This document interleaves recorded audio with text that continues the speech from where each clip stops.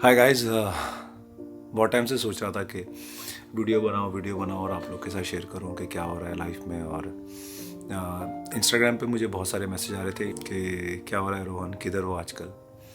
तो मैंने अपने इंस्टाग्राम पे भी पोस्ट किया था, यूट्यूब की जो कम्युनिटी पोस्ट रहती है वहाँ पर भी पोस्ट किए थे, और फेसबुक पे भी किया था मैंने शायद। That on 6th November 2024 my dad passed away. और अगर आप लोगों ने पोस्ट देखा है, कमेंट किया है, या फिर अगर आपने मुझसे कॉल किया है या इंस्टाग्राम पे चेक किया है, तो आई अप्रिशिएट यू ऑल। और पहले तो मैं सोचा था कि यार अभी क्या वीडियोस बनाना है, क्या करना है, ये मूड नहीं रहता तो वो मन ही नहीं करता है, जब एक हाँ चलो हमारा पैशन है बनाना है वीडियो। जैसे अभी मुझे ऐसा लग रहा था कि चल आज बनाता हूँ, क्योंकि मुझे ऐसा था कि हाँ चलो आज वीडियो बना देता हूँ, आज आप लोग को कुछ अपडेट दे देता हूँ लाइफ के बारे में। बीमार थे कुछ टाइम से और उनको किडनी के इश्यूज थे, हेल्थ भी ख़राब रहती थी। 87 ईयर्स के हो गए थे, तो एज के हिसाब से वो कोप नहीं कर पा रहे थे उतना। डॉक्टर्स ने एक बार बोला था कि डायलिसिस करने के लिए, बट वो पिताजी भी घबराते थे और मुझे भी ऐसा था कि थोड़ा वेट करते हैं, देखते हैं क्या होता है क्या नहीं होता है। और उसके बाद आयुर्वेदिक हमने स्टार्ट किया था। आयुर्वेदिक से उनको बहुत आराम आ रहा था। और लकीली मुझे ऐसा था कि दिस ईयर ओनली, जब मैं जुलाई अगस्त में पापा मम्मी और घर वालों के साथ मैंने अच्छा टाइम बिताया इतने सालों बाद। मैं तो इतना दूर रहता हूँ इतने सालों से, और मेरे पिताजी से इतनी बात होती थी, उनको सुनाई कम देता था। तो मेरी तो इतनी बात होती थी कि वो हाथ दिखाते थे फ़ोन पे और मैं उनको हाथ दिखाता था, पिताजी आप कैसे हो, ठीक हो। पिताजी बोलते थे ठीक है, बस इतनी बात हो पाती थी मेरी उनसे। वो व्हाट्सएप पे कभी कभी बात कर लेते थे, मैं बोलता था पापा जी की हाल चाल है, बोलते थे गुड, बस इतना ही हो पाता था। और इस बार जब मैं समर में गया तो मेरा अच्छा टाइम बिताया मैंने उनके साथ। तो I am thankful to God कि I got to spend quality time with him. और अभी थोड़ा स्टोरी टेलिंग रहेगा ये वाला जो भी वीडियो है। 6 तारीख को मेरी फ़्लाइट थी, मेरी एकेडमी है उसके लिए हम लोग डिज़नी जा रहे थे। डिज़नी परेड दिवाली की सेलिब्रेट करने के लिए वहाँ पर परेड होती है डिज़नी वर्ल्ड में। तो उसकी तैयारियां सब हो गई थी, और हम लोग कुछ 60 लोगों को लेकर जा रहे थे परेड में पार्ट लेने के लिए। और बस मैंने बैग पैक किया था उससे पहले। आज मतलब अगर 6 तारीख को मेरी शाम को 6-7 बजे फ़्लाइट थी, और उससे पहले कनेटिकट में यहाँ पर ही मेरा एक शो था दिवाली का ही। तो वो मैंने अपना बैग पैक कर लिया था पूरा। अपना बैग पैक करके मैं निकलने वाला था, पहले कनेटिकट जाने वाला था। 12 बजे का शो था, वो शो ख़त्म करने के बाद फिर वहाँ से डायरेक्टली पेंसिल्वेनिया जाने वाला था, कि पेंसिल्वेनिया से हमारी फ़्लाइट थी ऑरलैंडो के लिए। तो मैं बैग पैक किया, मैंने सुबह सुबह उठकर बैग पैक किया और बस निकलने वाला था कनेटिकट के लिए। तो मेरी बहन का मुझे कॉल आया। और कभी ऑड टाइम पे अगर कोई कॉल करता ना, मेरी बहन या घर से कॉल आता ना, मैं बहुत घबरा जाता हूँ, कहीं कुछ हो नहीं गया है ना। तो बट वो टाइम तो बराबर था, क्योंकि वहाँ पर आई थिंक 6-7-8 बजे थे शायद। तो फिर मेरी बहन का कॉल आया तो मैंने उठाया, तो बहन बहुत रो रही थी, बोल रही थी कि पापा सांस नहीं ले रहे। तो अभी आप लोगों को पता है क्या सिचुएशन होती है उस दौरान। तो बस मेरे पैरों तले ज़मीन निकल गई और मुझे कुछ समझ में नहीं आया। मैंने इधर उधर अपने दोस्तों को फ़ोन लगाया कि यार ऐसा हो गया, मुझे कुछ समझ में नहीं आ रहा है कि क्या करूं। तो मेरी एक दोस्त है, उन्होंने मुझे बोला कि रोहन काम डाउन और गेट योर फ्लाइट और इंडिया। अभी मुझे सच में मैं समझ में बौखला गया था, मुझे कुछ समझ में नहीं आया। मैं रूम में इधर उधर घूम रहा था ये क्या करूं, और वो बहुत रो रहा था क्योंकि डेफिनेटली यार। फिर मेरी फ्रेंड ने बोला कि एयर इंडिया की फ़्लाइट है 1 बजे की और अभी बज रहे 10, you can take that flight. मैं जल्दी से अपने लैपटॉप पे गया, लैपटॉप खोला, मैंने फ़्लाइट बुक की और अकेली मुझे टिकट मिल गई। और एयर इंडिया की फ़्लाइट है ना, जो कि न्यूयॉर्क से सीधा डायरेक्टली जाती है मुंबई, 11 बजे की होती है। बट उसी दिन 6 तारीख को वो एयर इंडिया की फ़्लाइट 2 घंटे डिले हो गई। अभी मुझे नहीं पता क्या रीज़न था, क्यों डिले हुई, बट वो 2 घंटे के लिए डिले हो गई थी। तब जाके मुझे वहाँ पर एक फ़्लाइट की टिकट मिल गई और मैंने फ़्लाइट की टिकट ली। मैं एयरपोर्ट गया और मतलब यूजुअली ऐसा होता है ना, एयरपोर्ट में एकदम भीड़ रहती है, बैगेज ये वो फलाना इनका बहुत सारा कुछ रहता है, बहुत टाइम लगता है। और एक ही बैग लेके मैं एयरपोर्ट पहुंचा। वहाँ पर पहुंचा तो एक कोई भीड़ भाड़ नहीं एयरपोर्ट में। सीधा मैं सिक्योरिटी चेक और सीधा मैं अंदर गया। फ़्लाइट आई थिंक टाइम से फ़्लाइट ने टेक ऑफ ले लिया था। तो और मैं पहुंच गया मुंबई पहुंच गया मैं। और फिर जाने के बाद वो दूसरा दिन हो गया था। डैड लेफ्ट अस 6th नाइट और मैं दूसरे दिन 2 बजे एयरपोर्ट पहुंचा और 3-4 बजे तक मैं घर पे पहुंच गया था। और घर जाने के बाद मैं सीधा हॉस्पिटल गया। हॉस्पिटल जाने के बाद मैंने डैड को फिर वहाँ पर स्नान वगैरह कराया और फिर वहाँ से डैड को घर लेकर आए। घर लेकर आने के बाद उनकी लास्ट राइट्स की सारी तैयारी की और फिर उनको फिर गुरुद्वारे लेकर आए। गुरुद्वारे लेकर आने के बाद फिर उनका हम लोग अंतिम संस्कार करने के लिए उनको लेकर चले गए और 7 तारीख को उनका हमने अंतिम संस्कार कर दिया था। और यार डिफ़िकल्ट टाइम, और specially for my mom and my sister, क्योंकि उनको तो बहुत ज़्यादा आदत है ना पापा की। और चलो मैं तो इतनी दूर रहता हूँ, तो मुझे कभी कभी ऐसा लगता है कि यार इतना दूर रहते हैं, वो थोड़े थोड़े इमोशंस है ना, वो कभी कट हो जाता है। तो I could feel that, but definitely अपने पिताजी को खोना it's a big thing for anybody. तो अभी उसके बाद थोड़ा मैंने मैं चाहता था कि ये सारी चीज़ें डॉक्यूमेंट हो, ये सारी चीज़ें फ़ोटोज़ भी खींची जाएं, वीडियोज़ भी बनाया जाए, ताकि आगे चल के मैं देख पाऊँ, मेरे घर वालों अगर किसी को देखना है तो देख पाए।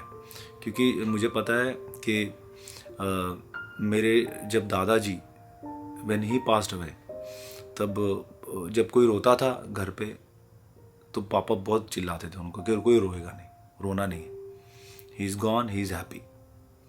और जब मेरी दादी जी का देहांत हुआ तभी भी मेरे पिताजी ऐसा थे कि नहीं भाई कोई रोएगा नहीं, कोई भी नहीं रोएगा। अगर कोई मेरी चाची रो रही है, मेरी कोई ताई रो रही है, या फिर कोई आस पड़ोस के उनकी सहेलियाँ कोई रो रहा है, तो उनको नहीं, कोई रोएगा नहीं। बट अभी कोई रुकता तो नहीं है, जिनको रोना है वो तो रोता ही है। बट उनका ऐसा था कि नहीं रोना है, he is gone, he is at a better place, she is at a better place, but let them be, you should just pray for them. उनका अंतिम संस्कार किया और उसके बाद हमने गुरुद्वारे में अखंड पाठ रखवाया 3 दिन का। और वो करवाने के बाद अभी थोड़ा सा मैंने ना सब कुछ डॉक्यूमेंट, जैसा आप लोग को बोला, सब कुछ मैं डॉक्यूमेंट कर रहा था। क्योंकि जब मेरे दादाजी गुजरे थे ना, तो उसकी मेरे पास एक ही फ़ोटोग्राफ है बस देखने के लिए कि जब मेरे दादाजी गुजरे थे तो कैसा था वहाँ का माहौल। मेरे पास एक ही फ़ोटो है जब हम लोगों को आग दे रहे थे, बस वही है। बट नाउ दिस टाइम जब डैड गए तो मुझे ऐसा था कि यार कुछ मेमोरीज होनी चाहिए। दिल तो नहीं कर रहा था, बट ऐसा था कि नहीं यार करना है Rohan, you have to do it. तो मैंने जब हो सका, जब मेरे मन ऐसा लगा कि चलो अभी रिकॉर्ड कर ले रोहन, पहले के दिन 3-4 दिन तो वो सब मैंने रिकॉर्ड नहीं किया कुछ भी ज़्यादा, क्योंकि वो तब तो शौक वाला पीरियड था। बट उसके बाद जब हम लोग पापा की अस्थियां लेकर, जब हम लोग पंजाब में हमारा एक गुरुद्वारा है कीरतपुर साहिब, वहाँ पर अस्थियां विसर्जन करते हैं मोस्टली। तो हम लोग पापा की अस्थियां लेके चंडीगढ़ पहुँचे। चंडीगढ़ से 1.5 घंटे की ड्राइव थी हमारी, वो करके हम लोग कीरतपुर गुरुद्वारे पहुँचे। वहाँ जाकर हम लोगों ने पापा की जो अस्थियां थी उनको जल प्रवाह किया, वहाँ से सर्टिफिकेट लिया, गुरुद्वारे में दर्शन किए, पापा की आत्मा को शांति मिले। और उसके बाद वहाँ से हम लोग आनंदपुर साहब गए प्रे करने के लिए। फिर उसके बाद पापा को पसंद था पिंड, हमारा जो पिंड है बैबल कलां, जो आता है फरीदकोट से आता है कोटकपूरा से आता है बगराड़ी से एक छोटा सा हमारा पिंड है जो है बैबल कलां। पापा को बहुत पसंद है अपना गांव, तो उनको हमेशा से वहीं रहना पसंद था। बट जबकि पापा 10 साल कैलिफोर्निया में भी रहे हैं, और पापा हमेशा से ग्रंथी रहे, मतलब पुजारी रहे, और उन पाठ पूजा ही करना उनको अच्छा लगता था। और जब मैं समर में इंडिया गया था तब पापा को मैं देखता था, पापा माला करते थे, माला करते करते करते ऐसा सो जाते थे, और कभी भी ऐसा सोए रहते थे ना, उनको उनका सोफ़ा पसंद था हॉल में, और जब भी उनको सोफे पे लेटे लेटे उनका हाथ ऐसा नीचे लटक जाता था, और लेकिन माला उनके पास रहती थी। तो वो सारी चीज़ें, चलो वो तो मेरे भाई ने फ़ोटो खींची हुई है। और फिर एक शाम को उन्होंने बोला कि तबीयत ज़्यादा ठीक नहीं लग रही है, डॉक्टर के पास लेके चलो। तो लिफ्ट से नीचे उतर रहे थे, ऐसा मेरे भाई ने मुझे बोला है। लिफ्ट से नीचे उतरे तो चल ही नहीं पा रहे थे, नीचे उतर के पापा नीचे ही बैठ गए लिफ्ट से उतरते। उनको उठाकर गाड़ी में लेकर गए, और गाड़ी में जैसे लेकर हॉस्पिटल की तरफ जा रहे थे ना, बीच रास्ते में पापा ने अपने प्राण त्याग दिए। और he left us. But I don't know, should I be making this vlog or not? अगर प्लीज़ आपको कुछ अगर कमेंट करना है, अगर आपको कुछ भी बुरा कमेंट करना है मेरे बारे में, तो व्लॉग के कमेंट सेक्शन में मत जाके करना, मुझे इंस्टाग्राम पे आके इनबॉक्स कर देना, आई डोंट माइंड।